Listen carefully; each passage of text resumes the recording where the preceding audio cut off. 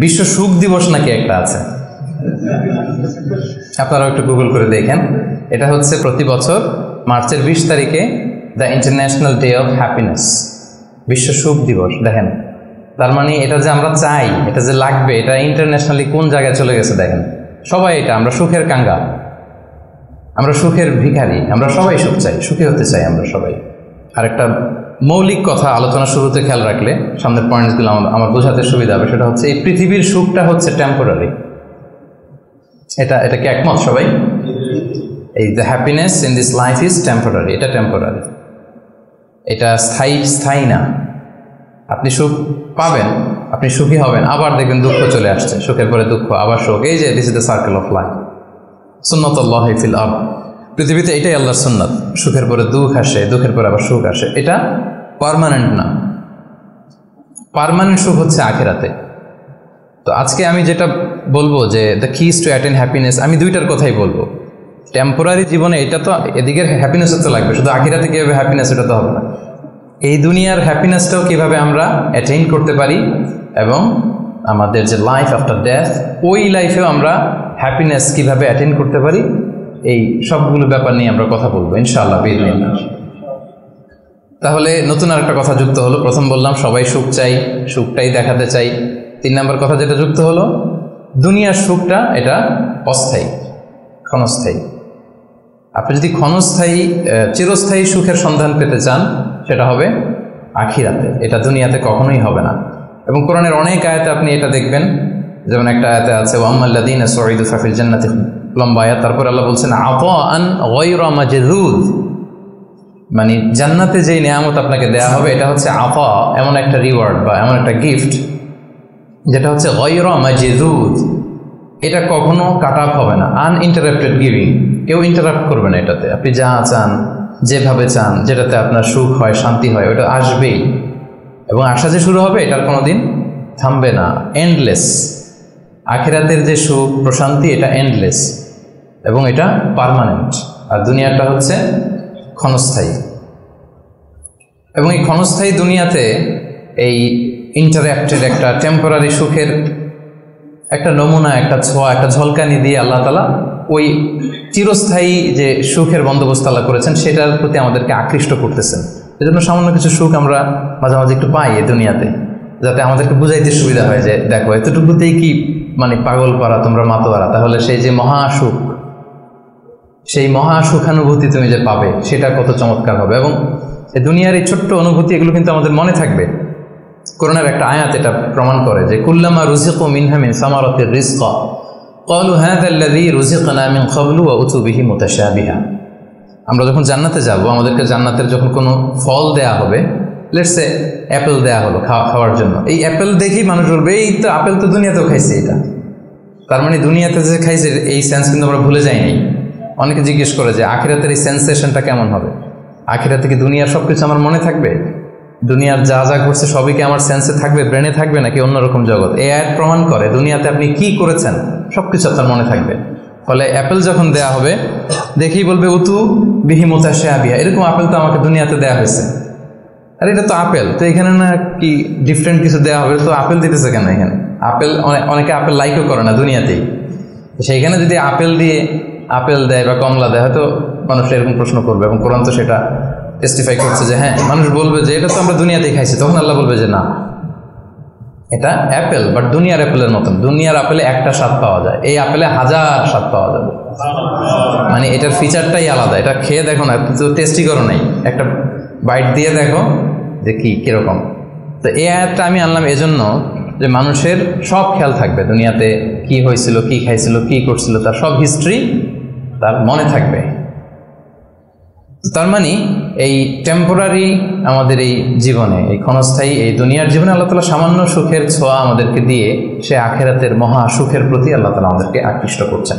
তো আজকের আলোচনায় এই দুনিয়াতে আমরা কিভাবে সুখে শান্তিতে থাকবো, একটা হ্যাপি পিসফুল লাইফ লিড করব, এটা আবার সে আখিরাতেও কিভাবে আমরা হ্যাপি হতে পারি, এই সবগুলো ব্যাপার নিয়ে ইনশাআল্লাহ আলোচনা করব। এবার আমি মূল আলোচনায় চলে যাই। আমি 10টা পয়েন্ট নিয়ে কথা বলবো। 10 keys to attain happiness, 10টা টুলস বা কি চাবিকাঠি সুখের চাবিকাঠি আজকে আপনাদেরকে দিয়ে যাব, এগুলো নিয়ে আপনারা সুখে শান্তিতে থাকবেন। কি বলেন? তো এই 10টা টুলস বা 10টা কিজ যদি আমরা একটু খেয়াল করি, দেখবেন যে আসলেই আল্লাহ তাআলা কিন্তু আমাদেরকে এমন জীবন দর্শন শিক্ষা দিয়েছেন, রাসূল সাল্লাল্লাহু আলাইহি ওয়াসাল্লামের লাইফস্টাইল থেকে আমরা এমন লেসন পাই যেটা দিয়ে দুনিয়াতেও আমরা সুখে থাকতে পারবো, আখিরাতেও সুখে থাকতে পারবো। সুখ আমাদের নিশ্চিত হবে ইনশাআল্লাহ। ইনশাআল্লাহ পড়েন সবাই, ইনশাআল্লাহ। সবাই সুখী হইতে চায়, এজন্য সবাই খুব হাস্যোজ্জ্বল চেহারা নিয়ে ইনশাআল্লাহ বলতেছে, মাশাআল্লাহ। প্রথম যে পয়েন্টটা আমি রিসার্চ করে পেয়েছি সেটা হচ্ছে সিম্পলিসিটি। একেবারে সিম্পল লাইফ লিড করা, ইজি গোয়িং হওয়া। যারা এই দুনিয়ার জীবনে ইজি গোয়িং তারা হ্যাপি বেশি। যারা একটুতেই খুব ইগোর সমস্যায় ভোগে, একটু বাঘ ধরে থাকে, একটু গো ধরে থাকে, এদের জীবনে কষ্ট বেশি। এজন্য try to be easy going person. আপনি যত ইজি গোয়িং হবেন, লাইফস্টাইলে জটিল করে তো লাভ নাই আসলে। যত সিম্পলি আপনি জীবনকে যাপন করতে পারেন, হ্যান্ডেল করতে পারেন, ওইটাতেই সুখ। আপনি করে দেখেন, এটাতেই সুখ। আর যারা জটিল করে তারাই কিন্তু অস্থিরতায় ভোগে, অশান্তিতে ভোগে। তাহলে প্রথম কি হচ্ছে সিম্পলিসিটি। হ্যাঁ, আল্লাহ কিন্তু খুব সিম্পলি ইসলামকে মানতে আমাদেরকে বলে, ওমা জাআলা আলাইকুম ফিদ্দীনি মিন হারাজ। কোনো কাঠিন্যতা আল্লাহ তাআলা দ্বীনে রাখেননি। ইউরিদুল্লাহু বিকুমুল ইউসরা ওয়ালা ইউরিদু বিকুমুল উসরা। আল্লাহ সহজ চান, আল্লাহ তাআলা কিন্তু কাঠিন্যতা চান না। ইসলামের বিধানগুলো দেখবেন যে অনেক ফ্লেক্সিবিলিটি, সিম্পল। দাঁড়িয়ে নামাজ পড়াকে ফরজ করা হয়েছে, পড়তে পারেন না, বসে পড়লে আল্লাহ তাআলা কবুল করছেন। বসে পড়তে পারেন না, শুয়ে পড়লেও আল্লাহ তাআলা কবুল করছেন। অজু করে নামাজ পড়া আল্লাহ তাআলা আবশ্যক করেছেন। অজু করতে পারতেছেন না, তায়াম্মুম করে পড়লেও নামাজ আল্লাহ তাআলা কবুল করছে। এই যে দেখেন সিম্পলিসিটি। এবং রাসূল সাল্লাল্লাহু আলাইহি ওয়াসাল্লামের লাইফ লিডিং সিস্টেমে যদি আপনি দেখেন, ওনার অ্যাটিটিউডটা কেমন ছিল, উনি কীভাবে ওনার জীবনযাপন করতেন, ওখানেও দেখবেন যে রাসূল সাল্লাল্লাহু আলাইহি ওয়াসাল্লাম খুবই সিম্পল লাইফ লিড করতেন। তো বলার অপেক্ষা রাখে না। কি বলেন? রাসূল সাল্লাল্লাহু আলাইহি ওয়াসাল্লামের সিরাত যারা পড়েছেন, ছোট্ট একটা উদাহরণ দেই। সহিহ মুসলিমের একটা হাদিস অনেকে শুনেছেন, আম্মা জান আয়েশা রাদিয়াল্লাহু তাআলা আনহা বর্ণনা করেন যে রাসূল সাল্লাল্লাহু আলাইহি ওয়াসাল্লামের অ্যাটিটিউডটা কত সিম্পল ছিল, কত সিম্পলি তিনি লাইফ লিড করতেন। দেখেন, তিনি বর্ণনা করেন যে রাসূল সাল্লাল্লাহু আলাইহি ওয়াসাল্লাম সকালবেলা যখন আসতেন, স্ত্রীদের ঘরে তো ফজরের সালাতের পরে আসতেন, তাই না? ফজরের সালাতের পর রাসূল সাল্লাল্লাহু আলাইহি ওয়াসাল্লাম লম্বা সময় মুসাল্লায় বসে থাকতেন। সালাম ফিরানোর পরে সাহাবাদের দিকে মুখ ফিরিয়ে বসতেন, লম্বা সময় তাসবিহ পড়তেন, ইশরাকের সালাত পড়তেন। এরপর সাহাবাদের সাথে কিছু পার্সোনাল কারো কোনো কোশ্চেন থাকলে ওটার আনসার করতেন। বিশেষ করে রাতে কেউ স্বপ্ন দেখলে ওটার ব্যাখ্যা করতেন রাসূল সাল্লাল্লাহু আলাইহি ওয়াসাল্লাম। রাসূল সাল্লাল্লাহু আলাইহি ওয়াসাল্লাম বলতেন, যেহেতু ফজর জাস্ট ঘুম থেকে উঠে আসছে, এখনই তো স্বপ্নের ব্যাখ্যা দিতে হবে। তো রাসূল সাল্লাল্লাহু আলাইহি ওয়াসাল্লাম বলতেন যে হাল রাআ আহাদুম মিনকুম আল বারিহাতা আর-রুইয়া, গত রাতে কেউ স্বপ্ন দেখছো নাকি? তো সাহাবারা কেউ যদি স্বপ্ন দেখে থাকতেন বলতেন যে আমি তো এটা দেখেছি, আমি ওটা দেখেছি। রাসূল সাল্লাল্লাহু আলাইহি ওয়াসাল্লাম নিজের স্বপ্ন আবার বলতেন। রাসূল সাল্লাল্লাহু আলাইহি ওয়াসাল্লামের স্বপ্ন আবু বকর রাদিয়াল্লাহু তাআলা আনহু ব্যাখ্যা করে দিতেন। নবীদের মধ্যে সবচাইতে ভালো স্বপ্নের ব্যাখ্যা করতে জানতেন ইউসুফ আলাইহিস সালাম, ইয়াকুব আলাইহিস সালাম, এবং নিঃসন্দেহে আল্লাহ রাসূল সাল্লাল্লাহু আলাইহি ওয়াসাল্লাম। এবং সাহাবাদের মধ্যে সবচেয়ে ভালো স্বপ্নের ব্যাখ্যা করতে জানতেন আবু বকর রাদিয়াল্লাহু তাআলা। রাসূল সাল্লাল্লাহু আলাইহি ওয়াসাল্লামের অনেক স্বপ্ন তিনি ব্যাখ্যা করে দিয়েছেন। কিছু কিছু সঠিক ব্যাখ্যা করেছেন, কিছু কিছু করতে পারেননি। তাবিঈদের মধ্যে সবচেয়ে ভালো স্বপ্নের ব্যাখ্যা করতেন মুহাম্মদ ইবনে সিরিন, আপনারা জানেন। রাসূল সাল্লাল্লাহু আলাইহি ওয়াসাল্লাম বলতেন যে কেউ স্বপ্ন দেখছে, তো ব্যাখ্যা করে দিতেন।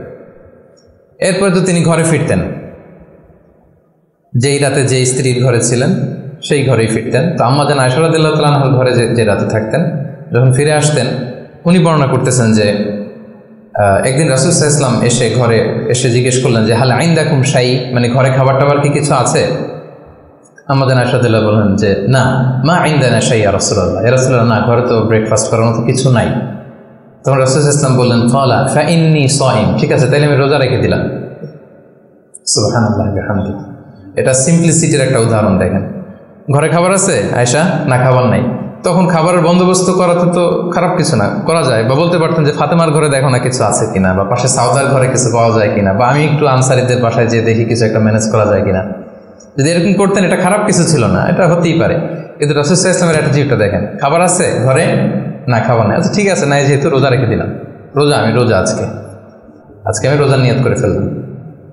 চিন্তা করছেন কত সিম্পল লাইফ।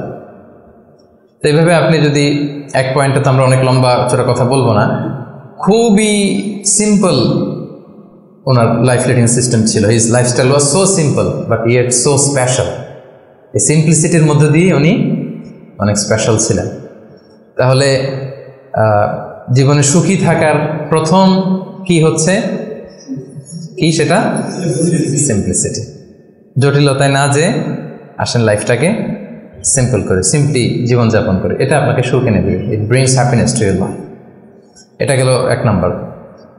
2 নাম্বার, আপনার সেকেন্ড কি টু অ্যাটেইন হ্যাপিনেস, এটা হচ্ছে টু ফরগিভ আদার্স, অন্যকে ক্ষমা করে দেয়া। আপনি যদি ক্ষমা করে দেন মানুষকে, আপনি সুখে থাকবেন, শান্তিতে থাকবেন। আমাদের হয় চলতি পথে আমাদের বন্ধুদের মধ্যে বা আমাদের প্রতিবেশীর সাথে বা আমার কলিগের সাথে বা আমাদের সমাজে অনেকের সাথে অনেকের নানা সময় এমন বিভেদ ঝগড়া এটা তৈরি হতে পারে, ফলে মনের মধ্যে ক্ষোভ, অশান্তি, ইভেন জেলাসিও আসতে পারে। কিন্তু এটা যদি আপনি কারোর প্রতি যদি রাগ, ক্ষোভ এটা পুষে রাখেন, ইট বার্নস ইউর সেলফ ইনসাইড, এটা ভিতরে আপনারা জ্বালাবে। যারে হিংসা করতেছেন, যার ব্যাপারে ক্ষোভ রাখতেছেন, এর কোনো ক্ষতি হয় না। ক্ষতি হয় যে এই ক্ষোভটা লালন করে, এই রাগটা যে ঝেড়ে ফেলতে পারে না হৃদয় থেকে, যে মন থেকে মানুষকে ক্ষমা করতে পারে না, সে কষ্ট পায়, অশান্তি নেমে আসে, দুঃখ নেমে আসে। আর যে সিম্পলি ক্ষমা করে দেয় সবাইকে, সে মানে সুখী একটা জীবনযাপন করতে পারে। এবং এটা জরিপেও, গবেষণাতেও দেখা গিয়েছে যে যে অন্যকে সহজে ক্ষমা করে দেয় সে হ্যাপি লাইফ লিড করে। তাহলে 2 নাম্বার কি? ফরগিভনেস, ক্ষমা করে দেয়া। এটা আমরা রাসূল সাল্লাল্লাহু আলাইহি ওয়াসাল্লামের জীবনীতে যদি দেখি, রাসূল সাল্লাল্লাহু আলাইহি ওয়াসাল্লাম কি পরিমাণে যে ক্ষমা করেছেন, তো আপনারা নিজেরাও জানেন যে কত ঘটনা। ওনার পুরো জীবনীটাই তো ক্ষমা, সবসময় ক্ষমা করে দিতেন, মনে দুঃখ পুষে রাখতেন না কখনো। এবং সাহাবাদেরকে বলতেন তোমরা ক্ষমা করে দাও। এক সাহাবী এসে বললেন, ইয়া রাসূলুল্লাহ, আমার তো অনেক কৃতদাস, ওরা শুধু কাজে ভুল করে, ওদেরও কি একটু পানিশমেন্ট দেওয়া উচিত না? রাসূল সাল্লাল্লাহু আলাইহি ওয়াসাল্লাম বলতেন না। তো কি করবো? ক্ষমা করে দাও। কয়বার করবো? বলে প্রতিদিন কমপক্ষে 70 বার। যতবার তুমি আল্লাহর কাছে ক্ষমা চাইবে ততবার ক্ষমা করবে। যতবার আল্লাহর কাছে ক্ষমা পেতে চাও ততবার ক্ষমা করবে। ফিলোসফিটা বুঝতে পারছেন? আমরা আল্লাহর কাছে ক্ষমা চাই, কিন্তু আমরা একে অপরের ক্ষমা করতে পারি না। আল্লাহ তাআলা বলেন যে তুমি ক্ষমা করো, আমি তোমার ক্ষমা করে দেব। তুমি ক্ষমা করো তোমার ভাইদের, আমি তোমার ক্ষমার ব্যবস্থা করতেছি। তো এই জন্য আমরা যেন ক্ষমা করি। রাসূল সাল্লাল্লাহু আলাইহি ওয়াসাল্লাম সবসময় ক্ষমা করে দিতেন, কারোর ব্যাপারে মানে ক্ষোভ, রাগ এগুলো কখনোই রাখতেন না। একটা ছোট্ট মজার ঘটনা বলি, আনাস রাদিয়াল্লাহু তাআলা আনহু বর্ণনা করেন। তো রাসূল সাল্লাল্লাহু আলাইহি ওয়াসাল্লামের পাশ দিয়ে একবার আমি হাঁটতেছিলাম, ও আলাইহি বুরদুন নাজরানি, নাজরান এলাকা থেকে আনা একটা চাদর রাসূল সাল্লাল্লাহু আলাইহি ওয়াসাল্লামের গায়ে ছিল। রাসূল সাল্লাল্লাহু আলাইহি ওয়াসাল্লাম চাদর পরতেন। গলিদুল হাশিয়া, যে চাদরের মানে এই যে চাদরের পাশে ডিজাইন করা থাকে না নাকি, এই তো এটা কি বলে বাংলায়, ভালো বাংলায় নকশা, তো ডিজাইনটারে বলে, কিন্তু চাদরের কর্নার পাশটারে কি বলে? পায়ের পার এটা বলে বাংলায়, না শুদ্ধটা কি আমি জানি না।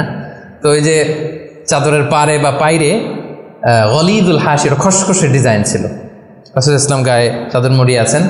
তো এক বেদুইন আসছে, যার মধ্যে ওইরকম সিভিলাইজেশনের ছোঁয়া লাগে নাই, সভ্যতার ছোঁয়া লাগে না। সে এসে রাসূল ইসলামের চাদর ধরে টান দিছে, টান দিয়ে বলছে, ইয়া মুহাম্মদ মুরলি মিন মালিল্লাহ, আচিনি মিন মালিল্লাহ, বাইতুল মাল থেকে কিছু দাও আমারে।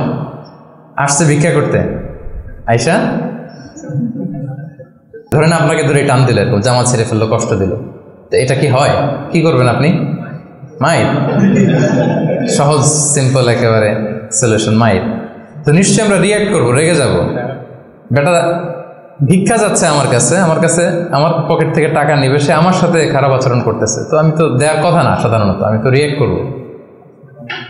তো রাসূল সাল্লাল্লাহু আলাইহি ওয়াসাল্লাম কি করলেন দেখেন, টান দিলেন, এই জায়গায় দাগ পড়ে গেল।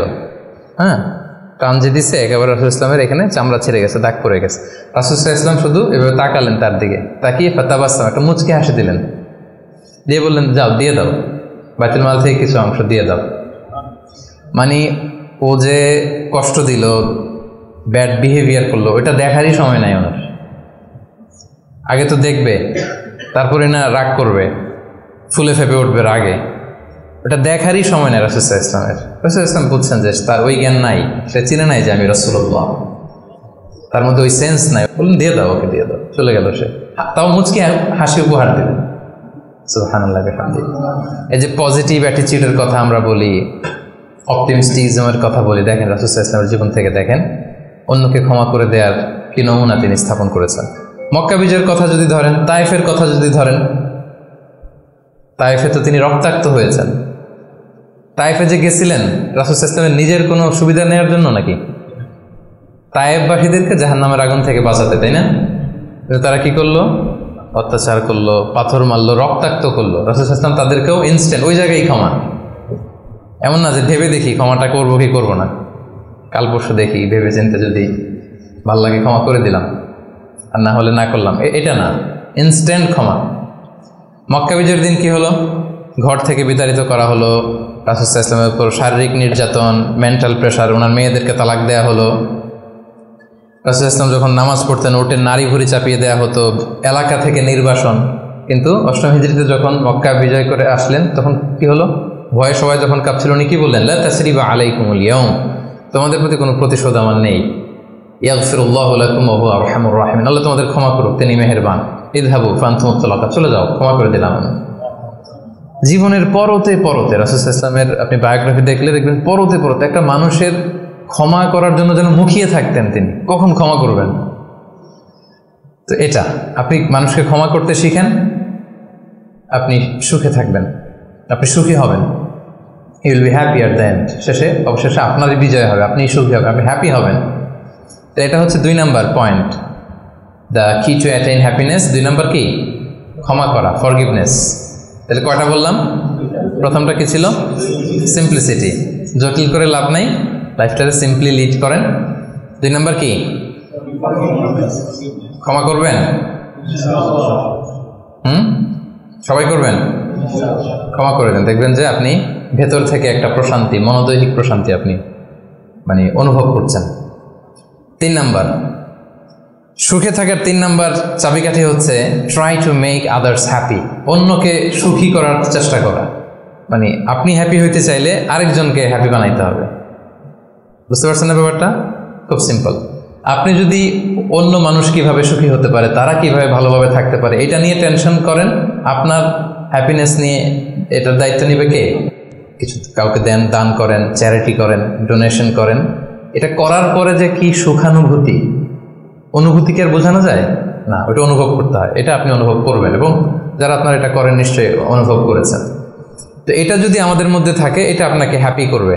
চিন্তা করেন ইসলামের বিধানগুলো, ইসলামের বাতলে দেওয়া যে জীবন দর্শন কত সুন্দর, মানে পুরো সমাজের সবাই যেন আমরা হ্যাপি থাকতে পারি, এরকম একটা সিস্টেম, তাই না? অন্যরা হ্যাপি আমি করতে যাচ্ছি, আমি হ্যাপি হয়ে যাচ্ছি। এবং সহিহ মুসলিমের একটা হাদিস এখানে আমি উল্লেখ করতে চাই, লম্বা হাদিস, শেষের অংশটা টেক্সটটা হচ্ছে এরকম যে আল্লাহু ফি আউনিল আবিদি মা দামাল মা কানাল আবদু ফি আউনি আখি।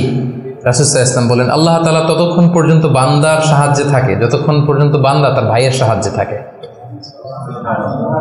কথাটা বুঝতে পারছেন? আই রিপিট, আল্লাহ তাআলা ততক্ষণ পর্যন্ত কোনো বান্দার সাহায্যে থাকে যতক্ষণ পর্যন্ত এই বান্দা তার ভাইয়ের সাহায্যে থাকে। তা আপনি আল্লাহর সাহায্য পাইতে হলে এটা কন্ডিশন কি বলেন তো দেখি? আপনার ভাইকে হেল্প করা, তাকে হেল্প করেন, তার একটু উপকার করেন, আল্লাহ তাআলার পক্ষ থেকে নুসরাত, সাহায্য এটা নেমে আসবে। সুবহানাল্লাহ। তার মানে অন্যের প্রতি ভালো যেটা করেন, এই ভালোটা আপনার দিকে ফিরে আসে। অন্যের প্রতি শুভকামনা, এটা রিটার্ন হয়ে আপনার দিকেই ফিরে আসবে। So try to make others happy, অন্যকে সুখী করার চেষ্টা করা, এটা আপনাকে সুখী করবে। 3 নম্বর পয়েন্টটা বুঝতে পেরেছেন? আচ্ছা, 4 নম্বর পয়েন্ট হচ্ছে সুখে থাকার 4 নম্বর মাধ্যম হচ্ছে be grateful with what you have. আপনার যা আছে এটা নিয়েই গ্রেটফুল থাকেন, কৃতজ্ঞ হন। যেটা আছে, আমরা যেটা করি, আমার যেটা আছে এটা নিয়ে আমি তৃপ্ত না, আমি অন্যদের গুলো দেখে হাহুতাশ করি, কিন্তু আমার মাঝে যে আনন্দ নেয়ার কত কিছু আছে, এটা আপনি একটু খেয়াল করে দেখেন না? একটু খেয়াল করে দেখেন। এবং আল্লাহ তাআলা বলছেন যে ওয়া ইয তা'আযানা রাব্বুকুম লা ইন শাকারতুম লা আযীদান্নাকুম ওয়া লা ইন কাফারতুম ইন্না আযাবি লাশাদীদ, যে তোমরা যদি শুকরিয়া করো আমি নিয়ামত বাড়িয়ে দেব, আর যদি কুফরি করো মানে অকৃতজ্ঞ হও তাহলে আমার শাস্তির মুখোমুখি কিন্তু তোমাকে হতে হবে। তাহলে শুকরিয়া করলে আল্লাহ তাআলা বাড়িয়ে দেয়। তো এই জায়গাটাতে আমাদের বড় ঘাটতি, আমাদের যা আছে, what I have I am not happy with that, এটা নিয়ে আমি সুখী না। আমি মনে হয় যে ওইটাতে মনে হয় সুখ, ওই জায়গায় যেতে পারলে আমার জীবনটা একেবারে খুব আমি আনন্দিত হতাম।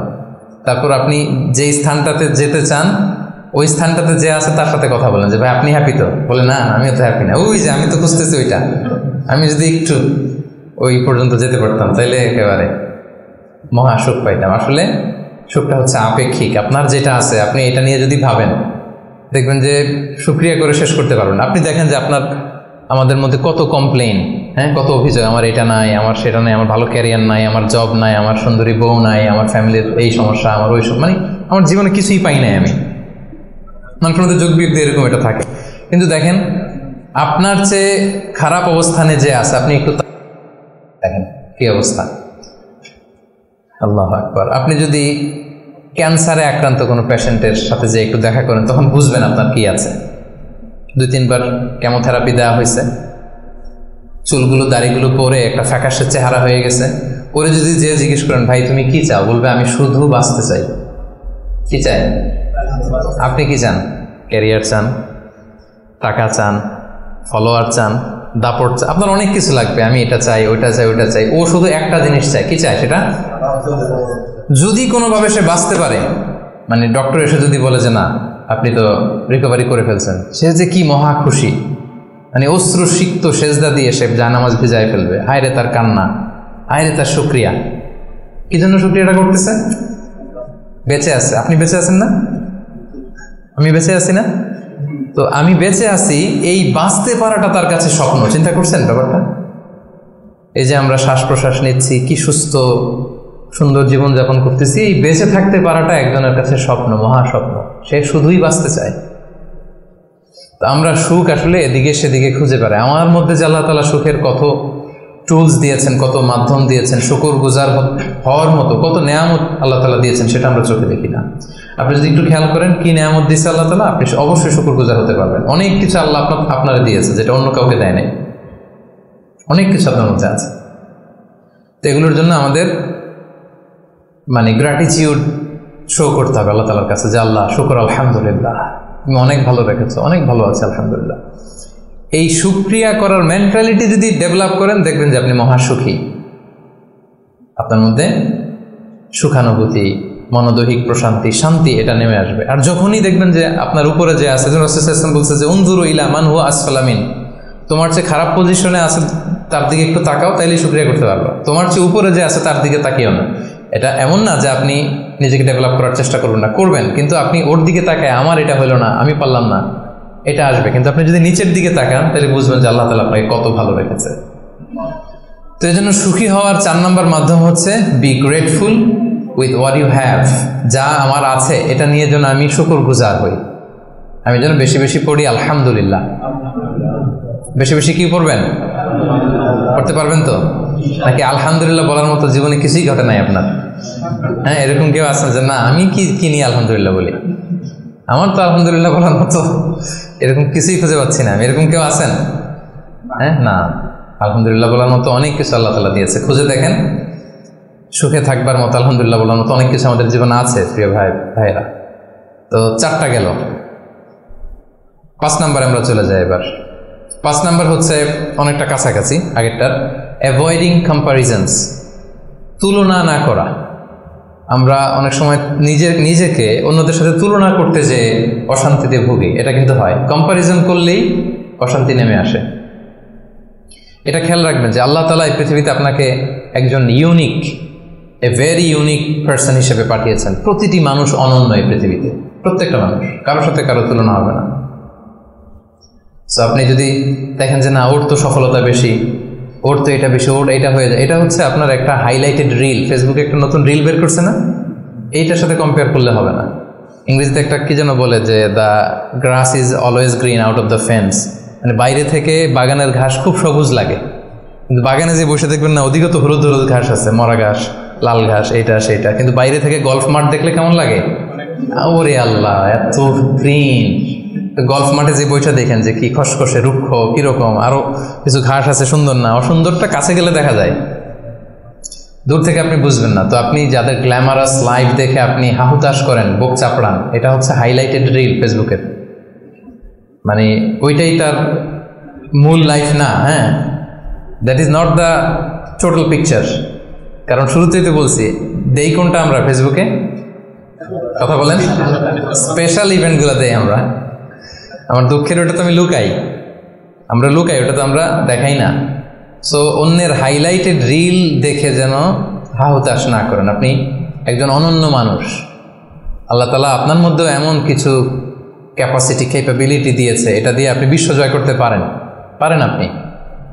সো আপনি অন্যের সাথে কম্পেয়ার করবেন, আপনি নিজেকে ডেভেলপ করবেন, মানে compete with your self instead of others. অন্যের সাথে কম্পিট না করে নিজেকে try to B the best version of your self in every single day. প্রতিদিন আপনি ট্রাই করে নিজেকে আপনার মানে শ্রেষ্ঠ ভার্সনে পরিণত করেন, নিজের সাথে নিজে কম্পিট করেন। কিন্তু তুলনা করতে গেলে অশান্তিতে ভুগবেন যে ওর তো এত টাকা স্যালারি, ওর তো এত এত অ্যাচিভমেন্ট, আমার তো নাই, ওর এটা আমার নাই। এভাবে কম্পেয়ার করতে গেলে আপনি দুঃখী হবেন, অস্থিরতায় ভুগবেন। জন্য এই কম্পেয়ারটা করা যাবে না। এবং রাসূল সাল্লাল্লাহু আলাইহি ওয়াসাল্লামকে আল্লাহ তাআলা দেখেন কি চমৎকার করে কোরআনের নির্দেশ দিয়েছেন সূরা তাহার ভেতরে, ওয়ালা তামুদ্দান্না আইনাইকা ইলা মা মাত্তা'না বিহি আজওয়াজাম মিনহুম যাহরাতাল হায়াতিদ দুনিয়া লিনাফতিনাহুম বিহি।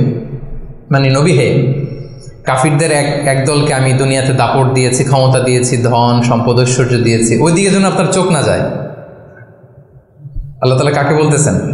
রাসূলুল্লাহ সাল্লাল্লাহু আলাইহি ওয়াসাল্লামকে বলতেছেন যে কাফেরদের মধ্যে থেকে একদলকে আমি অনেক ধন সম্পদ দাপট অনেক কিছু দিয়েছি, আপনি ওইটা দেখে মন খারাপ করেন না, মানে কম্পেয়ার করতে যায় না, আমার এটা নাই, আপনারা যে আমি কত কিছু দিয়েছি, আপনাকে তো নেয়ামত দিয়ে আমি ধন্য করে ফেলেছি। তো রাসূল সাল্লাল্লাহু আলাইহি ওয়াসাল্লামকে আল্লাহ তাআলা এই নির্দেশনা দিয়েছেন। আরেকটা আয়াত শোনাই, সূরাতুল গাফিরে বলছেন, সূরাতুল মুমিন যেটা, ফালা ইয়াগরুরকা তাকাল্লুবুহুম ফিল বিলাদ। নবী হে, কাফিররা এই দুনিয়াতে বড় বড় সফর করে, বিশাল ক্যারাভান নিয়ে যায়, অনেক লাভ করে নিয়ে আসে, এটা সেটা, তাদের জীবনের এই চাকচিক্য দেখে এটা দেখে এটা যেন আপনাকে ধোঁকায় না ফেলে দেয়। আপনি এটার সাথে নিজেকে কম্পেয়ার করবেন না, আপনি নিজের সেলফ ডেভেলপমেন্টের চেষ্টা করবেন, আপনার রোলটা আপনি প্লে করবেন, প্রপার সময় প্রপার রেসপন্সটা আপনি করবেন, কিন্তু আপনার সাথে আপনি আরেকজনকে কম্পেয়ার করবেন না। এই কম্পেয়ার করার কারণে আমাদের সমাজে, আমাদের জীবনে অনেক অশান্তি তৈরি হয়। এই কম্পারিজনটাতে কিন্তু ক্ষতি। এই পয়েন্টটা বুঝতে পারছেন? কম্পারিজন করবেন না, কারণ প্রত্যেকে আমরা অনন্য একজন মানুষ। Avoiding comparisons. আপনি যখনই এই তুলনা বাদ দিবেন দেখবেন যে আপনি হ্যাপি। তুলনা করলেই, কারণ নিচের দিকে তো আর তুলনা করবেন না, করবেন কোথায়? এইটা নাই, ওইটা নাই, আমার এইটা হইল না, আমার সাথে কেন হয়, আমার কেন এত দুঃখ। এই কম্পারিজন যখন করবেন অস্থিরতা আসবে। এই পয়েন্টটা ক্লিয়ার? আচ্ছা, মাশাআল্লাহ, 5টা চলে গেল। 6 নাম্বার, এটা খুব ইন্টারেস্টিং। 6 নাম্বার পয়েন্ট যেটা আমি লিখেছি সেটা হচ্ছে পিস অফ মাইন্ড। এই যে শুরুতে কে যেন সংজ্ঞায় বললো যে মনের সুখ, তো এই যে মনের সুখটাই আসল সুখ, আমরা যে বাংলায় বলি, এই পয়েন্টটা হচ্ছে এটাই, মনের সুখই আসল সুখ।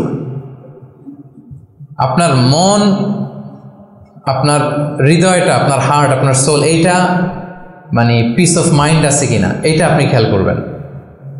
বাহ্যিক অনেক জিনিস আপনার মানে চোখ ধাঁধানো মনে হতে পারে, ওইটা কিন্তু আসলে সুখ না। সুখ আসলে কোথায়? হৃদয়ের সুখটা, মনের সুখটাই আসল সুখ। আপনি দেখবেন যে অনেক অনেক সম্পদশালী, অনেক টাকার মালিক, অনেক নেম ফেম, কিন্তু ফ্যামিলিতে সুখ নেই, ঘরের ভেতরে তার অশান্তি, এরকম আছে না অনেক? আসলে কি সে সুখী?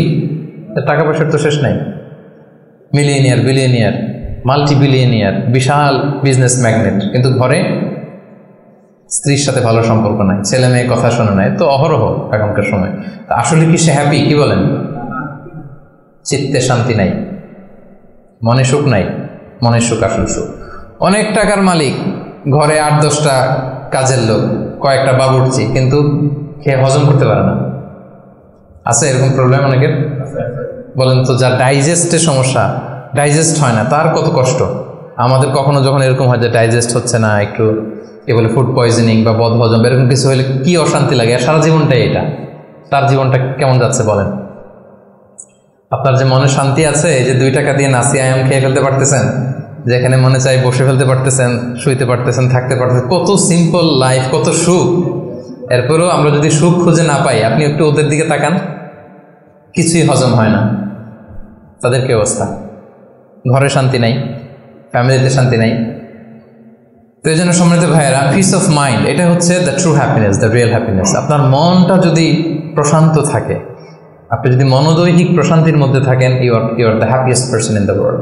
আপনি সুখী, মহাসুখী, আপনি মহাসুখী। ইউআই থেকে বের হলে বুঝবেন দুনিয়াটা কেমন। এখানে আমরাও তো ছাত্র জীবন কাটিয়েছি একটা সময়ে, সুবহানাল্লাহ।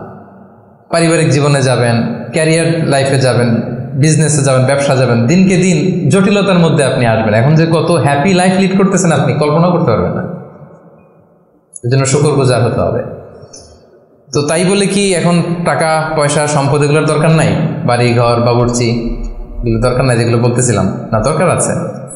আমি বোঝাতে চাচ্ছি যে ওগুলোই আসল সুখের সন্ধান দেয় না। আসল সুখ কিসের সুখ? মনের সুখ। সবাই বলেন আসল সুখ মনের সুখ। পার্থিব জীবনের এই ব্যাপারগুলো যে লাগে এটাও ইসলাম বলে। যেমন রাসূল সাল্লাল্লাহু আলাইহি ওয়াসাল্লাম একটা চমৎকার হাদিস, সহিহ হাদিস, এটা আমি একটু করে শেয়ার করি। রাসূল সাল্লাল্লাহু আলাইহি ওয়াসাল্লাম বলেছেন যে আরবাউম মিনাস সাআদা, চারটা হচ্ছে মানে সুখী হওয়ার মাধ্যম বা সৌভাগ্যশীল হওয়ার মাধ্যম। যার চারটা আছে সে সাঈদ, আর যার চারটা নাই সে শাকী। সাঈদ মানে কি? সুখী বা সৌভাগ্যশীল, আর শাকী মানে দুঃখী বা দুর্ভাগা। তো সুখী কারা বা সৌভাগ্যশীল কারা? রাসূল সাল্লাল্লাহু আলাইহি ওয়াসাল্লাম পার্থিব জিনিস যে লাগে এটা যে ইসলাম ডিনাই করে না তার প্রমাণ রাসূল সাল্লাল্লাহু আলাইহি ওয়াসাল্লাম বলছেন যে আরবাউন মিনাস সাআদা, চারটা জিনিস মানুষের সুখ নিশ্চিত করে, সুখ এনে দেয় পার্থিব জগতে, দুনিয়াবি হাইসিয়াতে আর কি। এক নম্বর হচ্ছে আল মারআতুস সালিহা, নেককার স্ত্রী। এটা কিন্তু আপনার জীবনকে সুখময় করার একটা বড় মাধ্যম। দুই নম্বর হচ্ছে আল মাসকানুল ওয়াসিআ, প্রশস্ত বাসভবন। কি বলেন? খুব যদি চিপা চাপা হয় এটা তো ওখানে চলাফেরা করে মজা হবে না, স্বাভাবিক। কিন্তু যদি একটা চমৎকার বাসভবন হয়, অনেক স্পেশাস, এটা আসলেই সুখ স্বাচ্ছন্দ্যের একটা ব্যাপার, মানে দুনিয়াবি দিক থেকে। তিন নম্বর হচ্ছে ওয়াল জারুস সালিহ, ভালো প্রতিবেশী, গুড নেইবার। কি বলেন? আরবিতে কি বলে?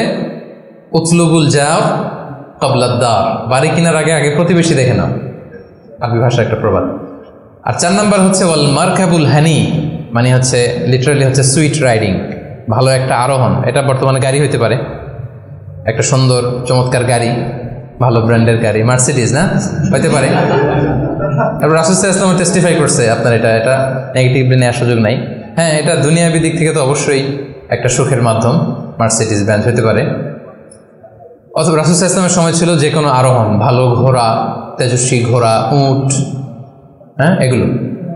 তাহলে এই চারটা হচ্ছে আরবাউম মিনাস সাআদা, এই চারটা জিনিস পার্থিব জগতের সুখ এনে দেয়, মানুষকে সৌভাগ্যশীল বানায়। তার মানে ইসলাম এটা নিষেধ করে নাই। কিন্তু দ্য পয়েন্ট ইজ হেয়ার, রাসূল সাল্লাল্লাহু আলাইহি ওয়াসাল্লামের জীবনে কয়টা ছিল বলেন? এই চারটার মধ্যে থেকে রাসূল সাল্লাল্লাহু আলাইহি ওয়াসাল্লামের জীবনে আসলে কয়টা ছিল? শুধু এক নম্বরটাই ছিল। যদি আপনি মানে একেবারে সঠিকভাবে চিন্তা করে দেখেন, এই চারটা জিনিস থাকলে যে জীবনটা খুব স্মুথ হয়, রাসূল সাল্লাল্লাহু আলাইহি ওয়াসাল্লাম বলছেন কথা ঠিক, কিন্তু ওনার কয়টা ছিল? একটাই ভালো মতো ছিল, সেটা কি? নেককার স্ত্রী, আল মারআতুস সালিহা, এটা ছিল। দুই নম্বরে আসেন আল মাসকানুল ওয়াসি', তো মোটেও ছিল না। রাসূল সাল্লাল্লাহু আলাইহি ওয়াসাল্লামের ঘরের সাইজ জানেন তো না? এখন মক্কা মদিনায় গেলে বিভিন্ন মাআরিদ হয়, ওখানে দেখা যায় যে কত মিটার বাই কত মিটার, খুবই ছোট একটা রুম। আম্মা জান আয়েশা রাদিয়াল্লাহু তাআলা আনহার ঘরের সাইজটাই যদি বলি, খুবই ছোট। এই অল্প কিছু জিনিস রাখতে পারে, একটা জাজিম রাখতে পারে, কয়েকটা জিনিস ঝুলায় রাখতে পারে, আর দুইজন থাকতে পারে কোনো রকম। এটা ছিল ওনার বাসভবন। তো এটা কি আল মাসকানুল ওয়াসি' হয়েছে? পান নাই উনি এটা। এরপর একটা আসেন ওয়াল জারুস সালিহ, ভালো প্রতিবেশী পাইছেন, কাছাকাছি ধরলে পাইছেন, পাশে ফাতেমার ঘর, দিকে স্ত্রীদের ঘর। কিন্তু আপনি যদি বিগার সেন্সে চিন্তা করেন, কারা থাকতো আশেপাশে? এদিকে তো না, আবুল আহাব তো মক্কার কথা, লেফসে মদিনার কথাই যদি আমরা বলি, আপনার কারা থাকতো? মুনাফিকদের একটা দল তো থাকতোই, আর তিন দিকে জিউস, ইহুদিরা, বনু কাইনুকা, বনু নাদির, বনু কুরাইযা। এরা কি করছে রাসূল সাল্লাল্লাহু আলাইহি ওয়াসাল্লামের সাথে? মানে ট্রেচারির যত ধরন হইতে পারে, বিট্রে করার যত ওয়ে হতে পারে, সবগুলো করেছে। একটা রাত শান্তিতে ঘুমাইতে পারে না এদের কারণে। এটা কবে পর্যন্ত? ৫ম হিজরির আগ পর্যন্ত ঘুমাতে পারে নাই। বনু ওই কুরাইজাকে যখন করলেন, এক্সাইল করলেন, তারপর থেকে অনেকটা এই জিউসদের ঝামেলা থেকে উনি মুক্ত হয়েছেন। তাহলে চিন্তা করেন, এটাও ছিল না। এরপর 4 নম্বরে যদি আসেন আল মারকাবাল হানি, ভালো যানবাহন বা ঘোড়া, এগুলো ছিল অ্যাভারেজ ধরতে পারেন, যেগুলো ছিল কসওয়া, আদবা, যা ছিল এগুলো অ্যাভারেজ টাইপের। তার মানে রাসূল সাল্লাল্লাহু আলাইহি ওয়াসাল্লামের কিন্তু এগুলো ছিল না। এটা প্রমাণ করে যে এগুলো হইলে জীবন স্মুথ হয়, সুন্দর হয়, বাট এগুলোই সুখ শান্তি দেওয়ার আসল টুলস না। আসল সুখ বলেন না একটু সবাই, আসল সুখ মনের সুখ। এটা খেয়াল রাখতে হবে। এটা আমি কোত্থেকে নিয়েছি? এটা হাদিস থেকে নিয়েছি। এই যে রাসূল সাল্লাল্লাহু আলাইহি ওয়াসাল্লাম বলছে যে লাইসাল গিনা আন কাসরাতিল আরাব, অনেক সম্পদ থাকলে এটাই অন্তরের মজা, শান্তি, প্রাচুর্যতা না। ওয়ালাকিন্নাল গিনা গিনান নাফস, মূল সুখ হচ্ছে অন্তরের সুখ, মূল ধনাঢ্যতা হচ্ছে অন্তরের ধনাঢ্যতা। আপনার অন্তর হ্যাপি তো সব হ্যাপি। আপনি না খেয়ে, সামান্য খেয়েও, আপনি ছোট্ট ঘরের ভিতরে আপনি সুখ আর সুখ, এরকম ফ্যামিলি আছে না? আপনারা কি মনে করেন যে রিক্সাওয়ালার যে বস্তির ভেতরে কুড়ে ঘরে কোনো সুখ নাই? কথা বলেন, আছে না? আছে। এদেরকেও আল্লাহ সুখের সন্ধান দিয়েছেন। তো নট নেসেসারি যে আপনার টাকা পয়সা এগুলো হইলেই সুখ হবে না। আরেকটা হাদিস আমি ইবনে মাজাহ থেকে একটু শোনাই, খুব চমৎকার হাদিস। হাদিসটা শুনুন, ইবনে মাজাহ এসেছে, মান কানাতিদ দুনিয়া হাম্মাহু ফারাহাল্লাহু আলাইহি আমরাহু ওয়া জাআলা ফাকরাহু বাইনা আইনাই। লম্বা হাদিস, আমি অর্থটা বলি। হাদিসটা একটু খেয়াল করেন আমার সাথে। রাসূলুল্লাহ সাল্লাল্লাহু আলাইহি ওয়াসাল্লাম বলেছেন, পার্থিব চিন্তা যাকে মোহগ্রস্ত করবে, মানে যে দুনিয়া নিয়ে পেরেশান, তার কি হবে দেখেন, তার কাজকর্মে আল্লাহ তাআলা অস্থিরতা ঢেলে দিবেন, সে অস্থির হবে। দারিদ্রতা হবে তার নিত্য সঙ্গী, এবং এই পার্থিব স্বার্থ সে ততটুকুই পাবে যতটুকু তার তাকদিরে লেখা আছে, এর বেশি পাবে? অস্থির যদি হন, আপনি পেরেশান হন, যত পেরেশান হন, আপনার তাকদিরে যা লেখা তার চেয়ে 1 ইঞ্চিও বেশি পাওয়া যাবে নাকি? যাবে না। আর যার উদ্দেশ্য হবে আখিরাত, আল্লাহ তার সব কিছু স্মুথ করে দিবেন, সুবহানাল্লাহ। তার অন্তরকে আল্লাহ তাআলা ঐশ্বর্যমণ্ডিত করে দিবেন। এই যেটা বলতেছিলাম যে ফাইনাল গিনা গিনান নাফস, অন্তরের সুখ, হৃদয়ের সুখী আসল সুখ, অন্তরের সুখী আসল সুখ। এবং দুনিয়া স্বয়ং তার সামনে এসে হাজির হবে। যার চিন্তা হচ্ছে আখিরাত নিয়ে, দুনিয়া আপনাতে এসে ধরা দিবে। তো এই জন্য হৃদয়ের সুখটা, এটা যে আসল সুখ, এটা যেন আমরা ফিল করি, এটা এনশিওর করার ট্রাই করতে হবে। আপনি এইটা না করে অন্যদিকে যদি বেশি ছুটেন, আপনার অস্থিরতা কমবে না, এটা আপনাকে দুঃখী বানাবে, অসুখী বানাবে, অস্থির বানাবে, আপনার সুখ কেড়ে নেবে জীবন থেকে। তাহলে এই যে হৃদয়ের সুখ, আসল সুখ, হ্যাঁ, piece of mind is the real happiness. 6 নম্বরটা বুঝতে পারছেন প্রিয় ভাইরা? বুঝতে পারছেন সবাই? আচ্ছা, এবার চলে যায় 7 নম্বরে। 7 নম্বর পয়েন্ট হচ্ছে এক্সপেক্ট লেস। এক্সপেকটেশন যেন লেস থাকে, তাইলে হ্যাপি হবেন। অনেক এক্সপেকটেশন পান নাই কিছু, এই তো দুঃখ শুরু। স্বামী স্ত্রীর কাছে অনেক এক্সপেকটেশন, পায় না এখন কিছু, দুঃখ বাড়তেছে। স্ত্রী স্বামীর কাছ থেকে অনেক এক্সপেকটেশন, যখন হয় না ফুলফিল, কষ্ট পায়। বন্ধুর কাছে এক্সপেকটেশন অনেক বেশি, বাবা ছেলের কাছে এক্সপেকটেশন অনেক বেশি, সুপারভাইজার ছাত্রের কাছে এক্সপেকটেশন, ছাত্রের সুপারভাইজারের প্রতি। এই যে এটা তো বাস্তবতা, তাই না? যখন আপনি হাই এক্সপেকটেশন নিয়ে থাকবেন কিন্তু আউটকাম এরকম পাচ্ছেন না, তো কি হ্যাপি না আনহ্যাপি? বলেন, হ্যাপি না আনহ্যাপি? কিন্তু এক্সপেকটেশন খুব একটা আপনি বেশি করেন নাই, এরপরে আপনি যদি বেশি পান কেমন লাগবে? ভালো লাগবে না? আমার এক্সপেকটেশন নেই, একটা হইলেই হইলো, এরপরে দেখি মাশাআল্লাহ শুধু আসতেছে, কেমন লাগবে? ভালো লাগবে? হ্যাঁ, এই জন্য এক্সপেক্ট লেস। এক্সপেক্ট লেস মানে I am not talking about the goal. Goal should be higher and bigger. Goal বড় হবে, কিন্তু আপনার এক্সপেকটেশন যেন অনেক বড় না হয়। আপনার জীবনের গোল থাকবে বড়, কিন্তু আপনি যদি অনেক এক্সপেক্ট করেন জীবনের প্রতিটি ক্ষেত্রে, যখন ওই এক্সপেকটেশন ফুলফিল করবে না, আপনি কষ্ট পাবেন। এই জন্য কালকে কি খাবো, আগামী মাসে কি হবে, এরপরের বছর, এই যে হাহুতাশ করা, অনেক এক্সপেক্ট করা, এটা মানুষের জীবনে দুঃখ নিয়ে আসে। আপনি আজকের জন্য বাঁচেন, কালকের তো জন্মই হয় নাই, আগামীকালের জন্ম হয়েছে। আজকের চিন্তা করেন, আজকের এটা নিয়ে আপনি থাকেন, দেখবেন যে হ্যাপি আপনি। আর যখনই কালকে কি করব, আগামী মাসে কি হবে, 23 সালে তো নাকি মন্দা, টাকার দাম কমতেছে, বিশ্ববাজারের কি অবস্থা, এই গোটা দুনিয়ার সব টেনশন যখন আপনি আপনার দায়িত্বে নেবেন, এই দুঃখ আপনার দুঃখ কেউ থামাতে পারবে না। দেখেন এখানে ইসলামী দৃষ্টিভঙ্গিটা কি দেখেন একটু। আল্লাহ রাসূল ইসলাম চমৎকার একটা কথা বলেছেন, সহিহ বুখারীর বর্ণনা। রাসূল ইসলাম বলেছেন, দুনিয়ার চলতি পথে আমাদের চলাফেরাটা বা লাইফস্টাইলটা যদি এমন হয়, দেখবেন যে ইউ উইল বি হ্যাপি। রাসূলুল্লাহ সাল্লাল্লাহু আলাইহি ওয়াসাল্লাম বলেছেন, কুন ফি দুনিয়া কাআন্নাকা গরীব আও আবিরু সাবিল। এই দুনিয়াতে তুমি এমন ভাবে চলো যে তুমি গরীব। গরীবের ভালো বাংলা কি? মানে এই জায়গার লোক না, আর কি, এটা চেনা আরেক জায়গার, স্ট্রেঞ্জার ইংরেজিতে, মানে as if you are a stranger here. হ্যাঁ, মুসাফির হতে পারে। ওই যে আবিরু সাবিল বলছে, ওইখানে আসলে মুসাফিরটা চলে আসার জন্য আমি ডিফারেন্সিয়েট করতেছি যে গরীব একটা, আবিরু সাবিল আর একটা। এরকম স্ট্রেঞ্জারের মতো অথবা ট্রাভেলারের মতো লাইফ লিড করো। দেখেন হাদিসটা খেয়াল করে শুনতে হবে, তাহলে বুঝতে পারবেন অন্তর্নিহিত যে উদ্দেশ্যটা। এই দুনিয়াতে এমন ভাবে চলো as if you are a stranger in this দুনিয়া or you are a traveller. আচ্ছা, এবার আমাকে উত্তর দেন। লেটস সে আপনার পেনাঙে যাইতে হবে, পেনাঙের ফ্লাইট ধরেন যে কেএলআই 2 থেকে 2টায়, দুপুর 2টায়, যে শোনেন যে 3 ঘন্টা ডিলে। কয় ঘন্টা? তা এখন 3 ঘন্টা যেহেতু ডিলে, তাহলে একটা ইজি চেয়ার কিনে নেই এয়ারপোর্টে, কি বলেন? একজন করলো কি, ইজি চেয়ার একটা কিনে নিল। এরপর ধরেন যে অনেক খাবার দাবার ওখানে কিনে নিল। এরপরে ওখানে একটা এটা কিনলো সেটা কিনলো, মানে ওখানে একটা খাট কিনে নিল, এটা কিনে নিল, বিশাল এয়ারপোর্টের মধ্যে সে বিশাল আয়োজন করতেছে 3 ঘন্টা এনজয় করার জন্য। কোনো পাগলও কি এমনটা করে? কেন করে না? কারণ আবিরু সাবিল, সে তো ট্রাভেলার। 3 ঘন্টা তো কোনো রকম সুরাউতে যে একটু নামাজ পড়তে পড়তে অথবা একটু কোরআন তেলাওয়াত করতে করতে অথবা ক্ষুধা লাগলে একটু KFC-তে ঢুকে একটু ফ্রেঞ্চ ফ্রাইস খেতে খেতে তো চলে যাবে। কি বলেন? এভাবেই তো আমরা কাটাই। আমাদের ফ্লাইট ডিলে হলে কি করেন বলেন? 3 ঘন্টা ফ্লাইট ডিলে হয়েছে, এয়ারপোর্টে কি করেন? কিছু জরুরি ফোন কল আছে, সেরে নেই নাকি? একটু পত্রিকায় ঢুমারি, কি কি নিউজ আজকে দেশে বিদেশের একটু দেখি, তারপরে একটু নামাজ পড়ে নেই বা একটু অজু করে নেই, একটু ওয়াশরুম সেরে নেই, ক্ষুধা লাগলে একটু মেনুম খেয়ে নেই বা এটা একটু করে নেই। এইভাবে আমরা সাধারণত আমাদের ফ্লাইট ডিলে হলে টাইম পাস করি। তো এখন রাসূল ইসলাম বলছেন এই দুনিয়ার পুরো জীবনটাই আসলে তো এটা তো একটা ট্রানজিশন পিরিয়ড। আমরা মানে আমাদের ভাবনাতেই ওইটা আনি না যে আমাদের বিশাল এক জগৎ, আমাদের বিশাল এক ব্যবস্থাপনা ওখানে পড়ে আছে, ওইটার ওইভাবে ফিল করি না। বলি, পড়ি, শুনি, কিন্তু ফিলিংসটা ওইভাবে আসে না। মানে এমনভাবে এই দুনিয়াতে আষ্টে পৃষ্ঠে দুনিয়া কেন্দ্রিক আমাদের এমন ভাবনা। একটা মজার ঘটনা বলি। নূহ আলাইহিস সালামের সময়ে এক মা তার ছোট বাচ্চাকে কোলে নিয়ে আল্লাহ নবী নূহ আলাইহিস সালামের কাছে এসে বলতেছেন, ইয়া নবী আল্লাহ, হাযা ইবনি উদউ আল্লাহ লা, আমার ছেলে একটু দোয়া করে দেন। তো নূহ আলাইহিস সালাম বলতেছেন, কাম উমরু, তোমার ছেলের বয়স কত? তো সে বলতেছে, সালাসুমি আসানা, 300 বছর।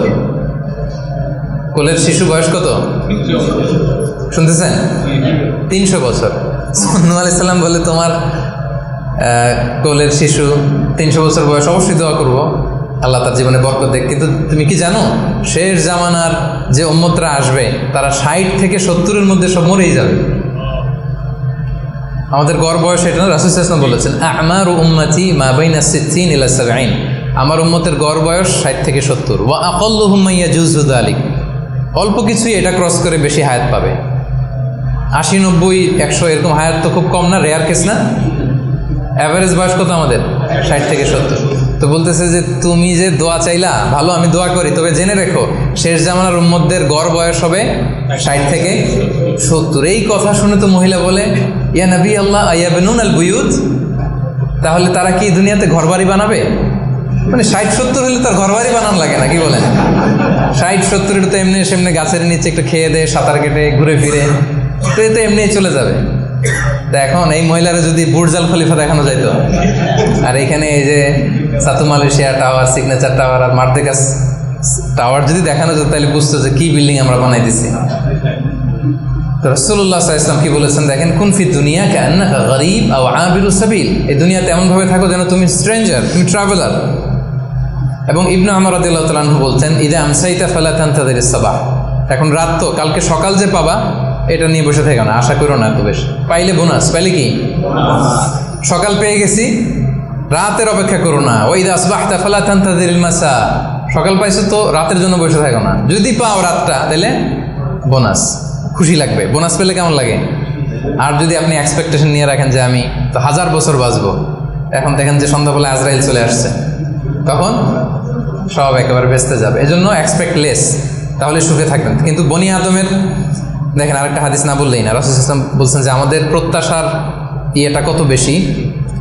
সহিহ বুখারীর হাদিস, যে লাউ আন্না লিবনি আদম ওয়াদিয়ান মিন যাহাব হাব্বা ইয়াকুনা লাহু ওয়াদিয়ান ওয়া লা ইয়ামলা আফাহু ইল্লা তুরাব, আমাদের প্রত্যেককে যদি একটা করে স্বর্ণের পাহাড় দিয়ে দেওয়া হয়, আমাদের যে চাই আরও লাগবে, টেন্ডেন্সিটা এমন। রাসূল সাল্লাল্লাহু আলাইহি ওয়াসাল্লাম উপমা দিয়ে বোঝাচ্ছেন, আমাদের প্রত্যেককে একটা করে যদি স্বর্ণের, যদিও বলা হচ্ছে ভ্যালি, উপত্যকা বোঝানোর জন্য বলছে, 2 পাহাড়ের মধ্যবর্তী জায়গাকে ভ্যালি বলে, লেটস ধরেন পাহাড়ের সমান, আমাদের প্রত্যেককে একটা করে পাহাড়ের সমান স্বর্ণের পাহাড় যদি আমাদেরকে দিয়ে দেওয়া হয়, আমাদের টেন্ডেন্সি হবে যে আরেকটা কিভাবে পাওয়া যায়, এটা হচ্ছে আমাদের টেন্ডেন্সি। এবং কবরে যাওয়ার আগ পর্যন্ত এই চাহিদা কমবে না। আচ্ছা বলেন, একটা পাহাড় কেন, 1000 কেজি স্বর্ণ পাইলে তো আমরা 14 গোষ্ঠী খেয়ে তো শেষ করতে পারবো? তারপর আমাকে দেয়া হলো উহুদ পাহাড় পরিমাণ একটা স্বর্ণের পাহাড়, এরপর আমার আরেকটা কেন লাগবে, এটা বোঝান কেন লাগবে? কিন্তু হিউম্যান বিং এর নেচার, যারা আছে বেশি সে চায় বেশি, তার ডিমান্ড বেশি, তার এক্সপেকটেশন বেশি। এজন্য সম্পদ হইলেই যে সুখ আসবে এমন না। খেয়াল রাখবেন, মানুষ যত ধনী হয় তার রিজিকের পেরেশানি তত বাড়ে, কিন্তু ধনী হয়েছিলই রিজিকের পেরেশানি কমানোর জন্য। কি বলেন? এই যে আমরা ধনী হইতে চাই কেন? যাতে রিজিকের টেনশনটা কমে, হ্যাঁ, একটা সুন্দর লাইফ লিড হয়। কিন্তু যত ধনী হচ্ছি পেরেশানি কি বাড়ে না কমে বলেন তো? এই জন্য expect less, you will be happy. এই পয়েন্টটা বুঝতে পারছেন? আচ্ছা, 8 number, do not expect gratitude from anyone. কাছাকাছি কিন্তু একটু ভিন্নতা আছে। কারো কাছ থেকে আপনি গ্র্যাটিটিউড আশা করে বসে থাকবেন না, মানে অন্য কেন আমার কাজের অ্যাপ্রিসিয়েট করলো না, আমার কেন থ্যাঙ্কস দিল না, হ্যাঁ আমার মূল্যায়ন করলো না, আমার দাম দিল না, আমার নামটা নিল না, এরকম হয় না সমাজে? আছে না যে আমার নামটা তো নিল না, কি বলেন, আমার তো মূল্যায়ন করলো না, আমার তো দাম দিল না, ওরা আমি দেখে নিব। এইটা যখন আপনার মধ্যে আসবে যে আমারে কেন অ্যাপ্রিসিয়েট করে না, আমাকে মূল্যায়ন কেন করে না, এই তো আপনি আপনার সুখ নষ্ট করে দিলেন। এই টেন্ডেন্সি থেকে বেরোতে হবে না, যেটাই করবো একজনের মানে খুশির জন্য। তিনি কে? আল্লাহ। আপনি আল্লাহ তাআলার খুশির জন্য সব করেন, আপনি হ্যাপি হবেন, আপনার কাজের এপ্রিসিয়েশন পাবেন, আপনার নামও মানুষ নিবে, সবই হবে। কিন্তু করবেন কার খুশির জন্য? কিন্তু এক্সপেকটেশন যদি থাকে যে আমাকে কেন থ্যাঙ্কস দিল না, আমার গ্র্যাটিটিউড কেন দিল না, এই তো আপনার মধ্যে অশান্তি চলে। আপনি ভালো কাজ করেন, ভালো কাজ করলে এটা অ্যাপ্রিসিয়েশন আসবে। বাগানে ফুল ফুটলে ওটা সুঘ্রাণ ছড়াবে, আকাশে চাঁদ উঠলে ওটা দেখবে, ওটা লুকায় থাকে নাকি? ওটা আসবেই।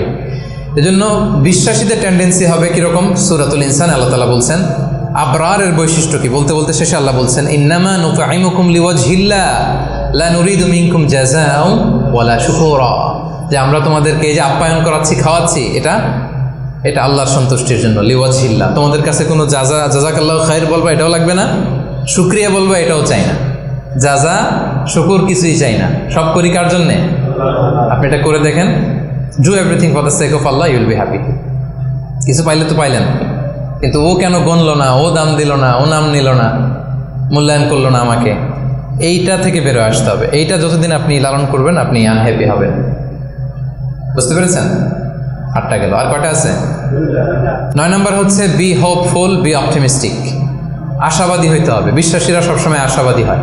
শয়তানের মিশন হচ্ছে আমাদেরকে হতাশ বানানো। শয়তানের মিশন কি?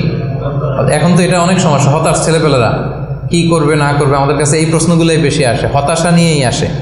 ক্ষোভ, বাবা মায়ের প্রতি ক্ষোভ, স্ত্রীর প্রতি ক্ষোভ, বন্ধুর সাথে ক্ষোভ, সবার সাথে সবার এই যে ক্ষোভ, এগুলো থেকে হতাশার জন্ম দেয়। ছেলেপেলেরা সুইসাইডও করে ফেলে। মানে সুইসাইডের টেন্ডেন্সি আগে তো এত ছিল না, এখন মানুষ এটা নিয়ে ভাবে যে কি সুইসাইড করে ফেলবো নাকি, প্রত্যেকের এরকম একটা ভাবনা, যার পিছনে না পারলে একটা রাস্তা তো আছে, সুইসাইড করে ফেলি। কি পরিমাণে হতাশ হলে জাতিগতভাবে মানুষ এতটা দৈন্যতার ভেতরে যায়। তো বিশ্বাসীরা কখনো হতাশ হয় না প্রিয় ভাইরা, হতাশ নিজেকে হতে দিবেনই না। চলে যান লাঙ্কাবি ঘুরে আসেন, চলে যান KLCC ঘুরে আসেন, ওই যে ওয়াটার ডান্সিং আসনা দেখে আসেন একদিন সন্ধ্যায়, যেটা ভালো লাগে ওটা করেন, হতাশ হইতে দিবেন না মনকে। পারা যাবে না? হতাশ হলেই বিপদ, হতাশা থেকেই সবকিছুর সব ঝামেলার জন্ম। এবং শয়তানের বড় মিশন হচ্ছে বিশ্বাসীদেরকে হতাশ বানানো, আর এই কোরআনের মিশন হচ্ছে আমাদেরকে আশাবাদী বানানো। এটা আশা জাগা নিয়ে একটা বই, আপনি পড়ে দেখেন, এই কোরআনের কথা শুনে দেখেন, শুধু আশা আর আশা, মানে হতাশ হইতেই দিবে না, শুধু মানে এনার্জি আপনার অপটিমিস্টিক বানাই ছাড়বে। আপনি কোরআনের কয়েকটা আয়াতকে আমি রেফার করি, লা তাহজান ইন্নাল্লাহা মা'ানা, লা তাহজান, never be sad, never be frustrated, Allah is with us, Allah আমাদের সাথে আছে। আবু বকর রাদিয়াল্লাহু তাআলা আনহু সেই গারে সাউরে তিনি ভয় পাচ্ছিলেন, উদ্বিগ্ন। রাসূল সাল্লাল্লাহু আলাইহি ওয়াসাল্লাম বললেন, ভয় নাই, আমাদের সাথে কে আছে? আমরা গুহার ভিতরে 2 জন না, এখানে 3 জন, তুমি আমি 2 জন, আরেকজন কে? আল্লাহ। দেখছেন আমাদের পাওয়ারের জায়গাটা কোথায়? সবসময় এটা ফিল করবেন যে আল্লাহ আমার সাথে আছে, আল্লাহ আমার একা ছেড়ে দেয় নাই, উনি আমার বড় গার্ডিয়ান। এরপরে সূরা ইউসুফ আল্লাহ বলেছেন, লা তাইয়াসু মির রাহিল্লাহ, আল্লাহর রহমত থেকে নিরাশ হবে না। ইন্নাহু লা ইয়াইয়াসু মির রাহিল্লাহ ইল্লাল কওমুল কাফিরুন, কাফেররা ছাড়া কেউ আল্লাহর রহমত থেকে নিরাশ হয় না। কুল ইয়া ইবাদিয়াল্লাযিনা আসরাফু আলা আনফুসিহিম লা তাকনাতু মির রাহমাতিল্লাহ, আল্লাহর রহমত থেকে নিরাশ হয়ো না। ইন্নাল্লাহা ইয়াগফিরুয যুনুবা জামিআ, আল্লাহ তুমি চোখের পানি ছেড়ে অশ্রুসিক্ত হৃদয় নিয়ে আল্লাহর কাছে চাও, আল্লাহ তোমাকে ক্ষমা করে দেবেন। তিনি তো ক্ষমা করার জন্য বসে আছেন। এভাবে আপনি দেখবেন যে আপনার যে কোনো মোমেন্টে আল্লাহর দরজা খোলা 24/7। সূরাতুল ইনশিরাহ আল্লাহ বলছে, ইন্নামা আল উসরি ইউসরা, কষ্টের পরেই কি আছে? স্বস্তি, সুখ। সুখের কথা শুনলে এনার্জি আসতেছে না, যে এখন কষ্ট যাচ্ছে আমার, কিছুদিন পরে কি আসতেছে? সুখ আসতেছে। এটাই নিয়ম। ওয়ালা তাহিনু ওয়ালা তাহজানু ওয়া আনতুমুল আ'লাউনা ইন কুনতুম মুমিনিন, আপনি বিপদে আছেন, আপনি অপ্রেসড, আল্লাহ বলতেছে চিন্তা নাই, টেনশন নাই, তুমি যদি মুমিন হও, বিশ্বাসী হও, বিজয় তোমার হবেই। বিজয় একদিন তোমার হবেই হবে। তো এই যে কোরআন আমাদেরকে এইভাবে মোটিভেশন দেয়, আমাদেরকে হোপফুল থাকতে বলে, অপটিমিস্টিক থাকতে বলে। এবং আপনি যদি খেয়াল করেন যে আমাদের হতাশ হওয়ার কোনো সুযোগ নাই, তো আমাদের, আপনি সুখে আছেন তো আপনি শুকরগুজার হবেন। আমরা সুখ আসলে, বুশরা, সাকসেস আসলে আমরা কি করি? আলহামদুলিল্লাহ। তাহলে শুকুর, আল্লাহ শুকুর করলাম, শুকুর করলে সওয়াব আছে না? আচ্ছা, এখন আমার বিপদ আসছে, পরীক্ষা, দুর্ঘটনায় পড়ছি, তখন আমরা সবর করব। কি করব? সবর একটা ইবাদত না? সওয়াব আছে না? তাহলে আমাদের মুমিনদের পুরো জিন্দেগিতে এই দুইটা ইবাদত ছাড়া কোনো একটা মুহূর্ত কাটে? আমার সারা জীবন হয় আমি শুকরে আছি, নয় সবরে আছি। কি বলেন? কন্টিনিউয়াস এই দুইটা ইবাদত কিন্তু মুমিনের জীবনে চলমান। আর এই দুইটা ইবাদতের কারণে কন্টিনিউয়াস আপনি সওয়াব পেতেই থাকবেন, পেতেই থাকবেন। আপনি শুকুর গুজার অবস্থায় আছেন, শুকুরের সওয়াব আমল নামে উঠতেছে। বিপদে পড়ছেন, হসপিটালে আছেন, অসুস্থ, কি করতেছেন তখন? সবর, সবরের সওয়াব আমল নামায় উঠতেছে কন্টিনিউয়াস। তো এই যে আমি কন্টিনিউয়াস সওয়াব পেয়ে যাচ্ছি, এটা কি আপনার মনে আশা জাগায় না? কি বলেন? এমন রাসূল সাল্লাল্লাহু আলাইহি ওয়াসাল্লাম বলেছেন, হাত্তা শাওকাতি ইউশাকুহা ইল্লা কাফারাল্লাহু বিহা মিন খাতায়া। তোমার জীবনের দুঃখ, কষ্ট, জ্বালা, যন্ত্রণায় প্রতিটা কষ্টের মধ্য দিয়ে আল্লাহ তোমার গুনাহ মাফ করে দেয়।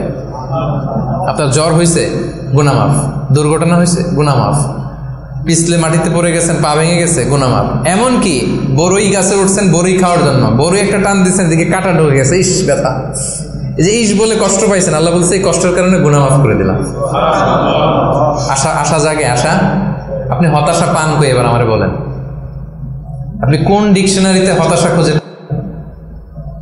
হতাশার তো কোনো সুযোগই নাই আমাদের। আমাদের পুরো জীবনটা হচ্ছে আশা দিয়ে ভরা, শুধু আশা আর আশা। এই যে আমরা এই পৃথিবী থেকে বিদায় নিবা, আমরা মারা যাবো, এটা আপনার হতাশ লাগে? কষ্ট লাগে? আরে এটাই তো আসল আশার জায়গা। দেখেন, এই দুনিয়ার কষ্টটা আমি আপনার বুঝাই। কিছুদিন আগে আব্বা মারা গেল, ধরেন, এই যে কষ্ট। এরপরে গেল আম্মা, আহারে কষ্ট। এরপর বউ মারা গেল, আহারে কষ্ট। এই দেখেন কষ্ট, অন্যান্য কষ্ট বাদ দিলাম, আমার প্রিয়জনরা যে আমার থেকে বিদায় নিচ্ছে একটার পর একটা, আমার তো ক্ষতবিক্ষত হচ্ছে না হৃদয়? আমি কষ্ট পেতে পেতে আপনি কত কষ্ট পাবেন? ওইখানেই কষ্ট আছে আপনার? ওইখানের কথা ভাবলেই, আরে আমার বউরে তো আমি ওখানে পাবো, আরে আমার দাদাকে তো আমি ওইখানে পাবো, আমার আব্বাকে আমি এত ভালোবাসতাম, আমার আব্বার ওইখানে পাবো আমি। বিশ্বাসে যদি হয়, আমার আব্বা, আম্মা, স্ত্রী, দাদা, দাদি মিলে আজীবন আতাআন গায়রা মাজজুজ, চিরকাল ওখানে থাকবো। তো মৃত্যুকে তো মুমিন ভয়ই করেন, এটা তো একটা আনন্দের বিষয়। আচ্ছা, আর উদাহরণ দিয়ে বলি, আপনি আছেন মালয়েশিয়াতে, আপনার জীবনের সবচাইতে কাছের মানুষ, প্রিয় মানুষ আপনার আব্বা, উনি থাকে আমেরিকাতে, 10 বছর আপনার দেখা নাই। এখন বলা হইলো তোমার গ্রাজুয়েশনও শেষ, ইউএস এর ভিসাও হয়েছে, তুমি মালয়েশিয়া থেকে ইউএসএ যাবা, তোমার সবচেয়ে বড় গার্ডিয়ান তোমার আব্বার সাথে দেখা করতে। খুব কষ্ট লাগবে না আপনার? কি লাগবে বলেন না কেন? কেমন লাগবে আপনাদের? আপনি মহা খুশি হবেন না? আপনার বাবা, আপনার পিতা, আপনার সবচেয়ে বড় গার্ডিয়ান, তার সাথে আপনি দেখা করতে যাবেন। বলেন, আমাদের জীবনের মরণের সবচেয়ে বড় গার্ডিয়ান কে? আল্লাহ। আমার সবচেয়ে বড় অভিভাবক কে? আপনার অভিভাবক কি চিনেন না এখনো? আমাদের সবচেয়ে বড় অভিভাবক কে বলেন তো? আল্লাহ। তো সেই অভিভাবকের কাছে আমি যাবো, আমি তো খুশিতে বাকবাকুম হয়ে বসে আছি, কবে যাব? এটা ফিল করতে হবে না? আমার আব্বা ইউএসএ তে থাকে, 10 বছর পরে আমার সবচেয়ে বড় অভিভাবক, আমার আব্বার কাছে যাবো, ওইটাতে আমি এত খুশি। আমার জীবন মরণ দুনিয়া আখিরাতে সবচাইতে বড় গার্ডিয়ান, সবচাইতে বড় অভিভাবক আমার বাবা। আমাকে যত বেশি ভালোবাসে তার চেয়ে আমাকে বেশি ভালোবাসে আমার আল্লাহ। আমার মা আমাকে যত বেশি ভালোবাসে তার চেয়ে আমাকে বেশি ভালোবাসে আল্লাহ। আমি আমাকে, আমার সত্তাকে যত বেশি ভালোবাসে, আমার চাইতে আমাকে বেশি ভালোবাসে কে? তো সে আল্লাহর কাছে আমি যাব। আপনার কি আশা জাগতেছে না? এরপরে দুনিয়াতে যত কষ্ট হয়েছে সবগুলোর তো বিচার ওই দিন হবে। হাইকোর্টে গেছেন, বিচার পান নাই, বিচার বসছে গ্রামে, বিচার পান নাই। অনেক আনসেটেল জিনিস দুনিয়াতে, আনসেটেল, এগুলো সেটেল হবে না ওই দিন। তো আসল খেলা তো ওইখানে, আসল হাসি তো আমরা ওইদিকে হাসবো। আমাদের আসল হাসি, সুখ সব তো জমা পড়ে আছে ওইখানে, ওটা তো ফিল করতে হবে। এখন হতাশ হওয়ার স্কোপ আপনি কোথায় পেয়েছেন এবার বলেন আমাকে? হতাশ হবে না? হতাশ হওয়া যাবে? আমাদের হতাশ হতে চাইলেও ঘুরে ফিরে সুযোগ নেই। খুব চাচ্ছি একটু হতাশ হই, একটু টেনশন করি, তারপরেও সুযোগ নেই প্রিয় ভাইরা। তাহলে কি ছিল 9 নাম্বার? হোপফুল হইতে হবে। এই যে আমি যতগুলো বলছি, একটাও কি গোজামিল দিয়ে বললাম নাকি? যে কোনো রকম গোজামিল দিয়ে আপনাদেরকে আমি একটু হোপফুল বানানোর চেষ্টা করছি। আসলে কি গোজামিল না মহাসত্য এটা? তো আপনি হতাশ হন কিভাবে? আপনি তো এখান থেকে শান্তি খুঁজবেন, প্রশান্তি খুঁজবেন, আপনি তো আরো আশাবাদী হয়ে উঠবেন, তাইলে হতাশ হওয়া যাবে না। 10 নম্বর, রিমেম্বারেন্স অফ আল্লাহ, সর্বশেষ সুখী হওয়ার মাধ্যম। এটা দিয়ে শুরু করার কথা ছিল, কিন্তু এটা দিয়ে শুরু করলে বলবো যে এই যে ওয়াজ শুরু করছে। তো এই জন্য আপনাদেরকে দুনিয়াবি কথাগুলো আগে বলে রিমেম্বারেন্স অফ আল্লাহ, যেটা 1 নম্বরে আনার কথা ছিল, আমি শেষের দিকে নিয়ে আসলাম আপনাদেরকে। আমি তৈরি করে করে এখন বুঝতে সুবিধা হবে। আল্লাহর স্মরণে হৃদয় প্রশান্ত হয়। আল্লাহর স্মরণে যে হৃদয় প্রশান্ত হয়, আমার একটু আগের যে পয়েন্টটা, এটা যদি আপনি ফিল করেন ভেতর থেকে, প্রশান্ত হবে না আপনার? আপনি তো মানে বিশাল বড় আশা নিয়ে বুক বেঁধে থাকবেন, আপনার তো হতাশ হওয়ার কোনো সুযোগ নেই। আপনি ভেতর থেকে মনোদৈহিক প্রশান্তি, শান্তি, সুখ এটা অনুভব করবেন। আল্লাহ স্মরণ, আখিরাতের স্মরণ যার মধ্যে থাকে সে সুখী হয়, সে জীবনে শান্তি লাভ করে। আর আপনি যদি নাস্তিকদের দিকে তাকান, আপনারা জানেন ওরা কি কঠিন জীবনযাপন করে। বিশ্বাস করেন, টক শোতে অনেক বড় বড় কথা বলে, কিন্তু রাতের বেলা যখন মরণ নিয়ে চিন্তা করো, দম বন্ধ হয়ে আসে।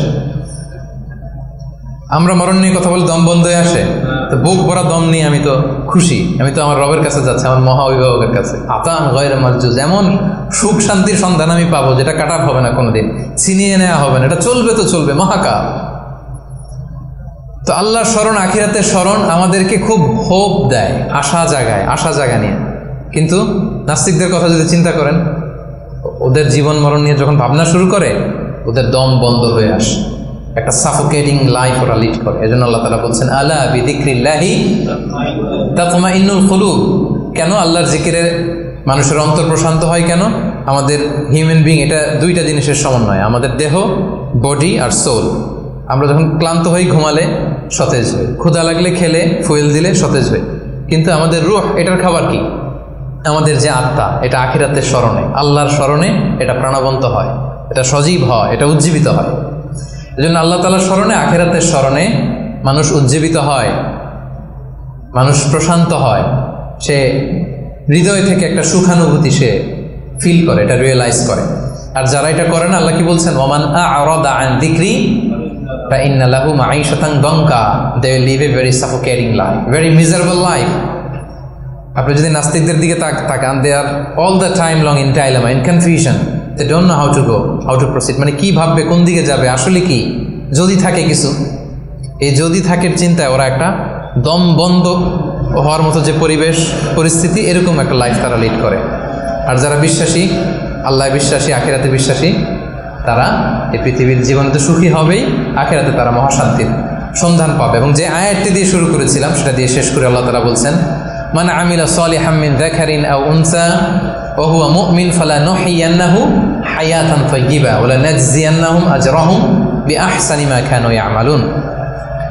সৎ কর্ম সম্পাদনকারী কোনো মুমিন ব্যক্তি, নারী হোক পুরুষ হোক, যে আমি 10টা যা বললাম, এটা সামহাও হয় ইমানের সাথে সম্পৃক্ত, নয় সৎকর্মের সাথে সম্পৃক্ত। এটা দুইটা যদি কেউ নিশ্চিত করে, আল্লাহ বলে ফালানুহইয়ান্নাহু হায়াতান তাইয়্যিবা, আমি গ্যারান্টি দিচ্ছি, আমি কমিটমেন্ট দিচ্ছি, আমার প্রোক্লেমেশন, আমার ডেক্লেয়ার, যে আমি তাদেরকে হায়াতে তাইয়্যিবা, আমরা বলি না আল্লাহ হায়াতে তাইয়্যিবা দান করুক আপনাকে, বলি না বাংলায়? হায়াতে তাইয়্যিবা মানে একটা পবিত্র জীবন, একটা সুখময় জীবন, একটা শান্তিময় জীবন আমি তাদেরকে দান করব। এজন্য আল্লাহ তাআলার স্মরণে মানুষের হৃদয় প্রশান্ত হয়। আল্লাহর স্মরণে, আখিরাতের স্মরণে যাদের হৃদয় প্রশান্ত হয়, এদের দুনিয়াতে যে কোনো কষ্ট নাই, সমস্যা নাই তা না, আছে, অভাব অনটন আছে, দুর্ঘটনা আছে, কিন্তু এগুলো তাদেরকে উদ্বিগ্ন হতে দেয় না। কথা বুঝতে পেরেছেন? বিশ্বাসী, সৎকর্ম পরায়ণশীল ব্যক্তিদের জীবনে কষ্ট আছে, দারিদ্রতা আছে, দুঃখ আছে, কিন্তু এটা তাদেরকে উদ্বিগ্ন বানায় না, এটা তাদেরকে অস্থির হতে দেয় না, অস্থির চিত্তের হয় না, তারা প্রশান্ত চিত্তের অধিকারী। আর আমরা শুরুতেই বলেছি যে অন্তরের সুখী বড় সুখ বা আসল সুখ। তো হৃদয়ের সুখটা তারা সবসময় অনুভব করে। আলা বিযিকরিল্লাহি তাতমাইন্নুল কুলুব, জেনে রাখো, সাবধান, আল্লাহ তাআলার স্মরণেই হৃদয় প্রশান্ত হয়। তো আমরা যেন আল্লাহ তাআলার স্মরণের মধ্য দিয়ে, আখিরাতের স্মরণের মধ্য দিয়ে পৃথিবীতে সুখী হতে পারি, প্রশান্ত চিত্তের অধিকারী হতে পারি। আল্লাহ তাআলা আমাদের সবাইকে কথাগুলো বোঝার, আমল করার তৌফিক দান করুন। আমি কি একটু করে 30 সেকেন্ডে একটু পয়েন্টগুলো আবার বলবো? কি বলেছিলাম? 1 নম্বর কি ছিল? সুখী সমৃদ্ধ জীবনের জন্য সিম্পলিসিটি, সিম্পল লাইফ লিড করা, ইজি গোয়িং হওয়া। 2 নম্বর ক্ষমা করে দেয়া। ক্ষমা করে দিবেন? এখান থেকে দেয়া যাবে ক্ষমা করে? ভুলে যান সব দুঃখ, কষ্ট, ক্ষোভ, জ্বালা, ভুলে ক্ষমা করে দেন, দেখবেন যে একটা সুখ পাবেন। মাফ করে দেন না, একটু ক্ষমা করে দিয়ে দেখেন, আপনি সুখী হবেন। 3 নম্বরে try to make others happy, অন্যকে সুখী করার চেষ্টা করা, রাইট। 4 নম্বরে be grateful with what you have, যেটা আছে এটা নিয়ে আমি শুকরগুজার যেন হয়, এটা আমাকে সুখী বানাবে। 5 নাম্বার অ্যাভয়েডিং কম্পারিজন, তুলনা কমানো, ও এত ড্যাশিং লাইফ, ওর এত গ্ল্যামারাস লাইফ, ওর এত, এগুলো বাদ দিয়ে আমার যেটা আছে সেটা নিয়ে যেন আমি আরো নিজেকে সমৃদ্ধ করতে পারি, এটা আপনাকে সুখী বানাবে। 6 নম্বরে কি ছিল? Piece of mind. এটাই হচ্ছে কিন্তু এটা হচ্ছে আজকে বলা যায় টেক অ্যাওয়ে মেসেজ। আজকের আলোচনার টেক অ্যাওয়ে মেসেজ কি? Piece of mind is the real happiness. মনের সুখী আসল সুখ। বলেন, মনের সুখী আসল সুখ। সো আপনার এই মনে সুখ পাচ্ছেন কিনা, এই সুখকে আপনি কখনো নষ্ট করবেন না, এটাই আসল সুখ। আচ্ছা, 7 নম্বরে কি ছিল? এক্সপেকটেশন লেস, মানে এক্সপেক্ট লেস, অল্প প্রত্যাশা করা। বেশি প্রত্যাশা করলে না মিললে কষ্ট, আর অল্প প্রত্যাশা করছি পাইছি অনেক, তাহলে হ্যাপি। আচ্ছা, 8 নম্বরে do not expect gratitude from anyone, অন্যের থেকে গ্র্যাটিটিউড, শুকর, থ্যাংক ইউ, অ্যাপ্রিসিয়েশন, এগুলোর জন্য বসে না থাকা। আচ্ছা, 9 নম্বরে কি ছিল? বি হোপফুল, বি অপটিমিস্টিক, আশাবাদী হওয়া, নিরাশ হওয়া যাবে না। আর নিরাশ হওয়ার কোনো সুযোগই তো আজকে আমরা পেলাম না, অনেক ট্রাই করে, কি বলেন? সো নিরাশ মোটেও হওয়া যাবে না। আর 10 নম্বরে কি ছিল? রিমেম্বারেন্স অফ আল্লাহ, আলা বিযিকরিল্লাহি তাতমাইন্নুল কুলুব, আল্লাহর স্মরণের মধ্যে দিয়ে হৃদয় প্রশান্ত হয়। আল্লাহ তাআলা আমাদের সবাইকে একটা হ্যাপি, পিসফুল, মানে life with full of contentment, tranquillity, একটা হ্যাপি অ্যান্ড পিসফুল লাইফ যেন আমরা লিড করতে পারি, আল্লাহ তাআলা আমাদের সবাইকে তৌফিক দান করুন।